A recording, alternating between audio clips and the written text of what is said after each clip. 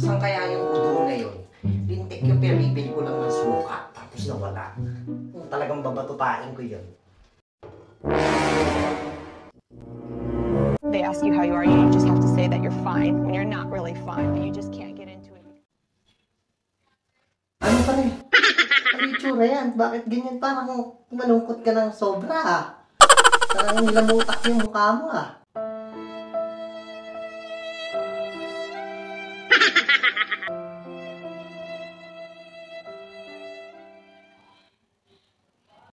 Grabe ng lalim ng iniisip mo pa rin ha.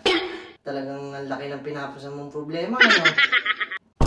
Pre, nag-away kami ni Mrs. Pinalayas ako. Paano nyo nag-away kay Mrs. mo?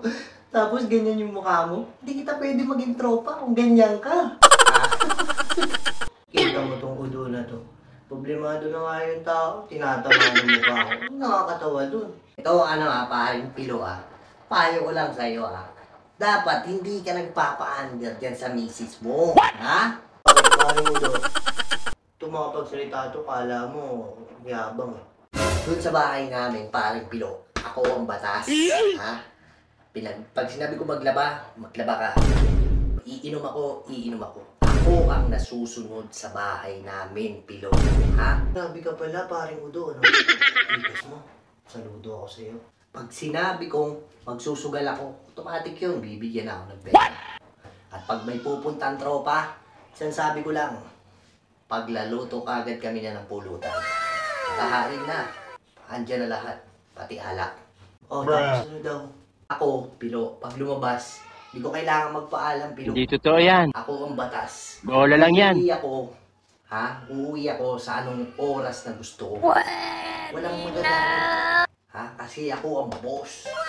Ha? Ako ang boss kasi ako ang batas eh. Dapat ako yung nasusunod lagi sa bahay, ganun. Hindi ko kaya yun. Hindi pa matindi dyan, pilo, no? Pag ako nagpapahinga, bawal ako istorbohin. Gusto ko, pag tulog ako, tulog lang ako. Ha? Ganun ako katikas. Gusto ko, pag-ising ko sa umaga, andyan na ang almusal. Ready na lahat, wala akong gagawin. Kailangan bago ako gumising, nakapamalengke ka na. Ganon ako sa misis ko. Hindi ako nagkikikilos sa bahay. Pag sinapos kong kumain, maghugas ka ng plato, pagplantsa mo, maglaba ka, magplantsa, lahat ay gagawin mo. Ganon. Ganon dapat. Ganon ka dapat sa asawa mo. Huwag kang magpapa-under. Nice. Dapat pilo, matikas ka kagaya ko. Hindi ako nagtatrabaho. Wala akong ginagawa. Masarap ang buhay, siga at batas sa pamamahay. Ha? Ako ang dapat mong pamarisan. Ha? Ultimo, pagtae ko, pagtapos ko, nagpapahugas pa ako. Kaya ikaw, pilo, bilang tatay, bilang asawa, bilang lalaki, ha? Ganun ang gawin mo. Ha? No! God, please, no! Sa harapan mo, nagbigay na ako ng mga salitang malulupit sa'yo. I-apply mo. Maging matapang ka. Lumaban ka. Ha? Saan kaya yung udo na yun? Lintik yung pinabibili ko lang ng suka, tapos nawala. Talagang babatutain ko yun. Hoy, udo! It was at this moment that he knew. Naku, yan. He f***ed up. Pare, dito na ako ha. Nandiyan ka lang pala.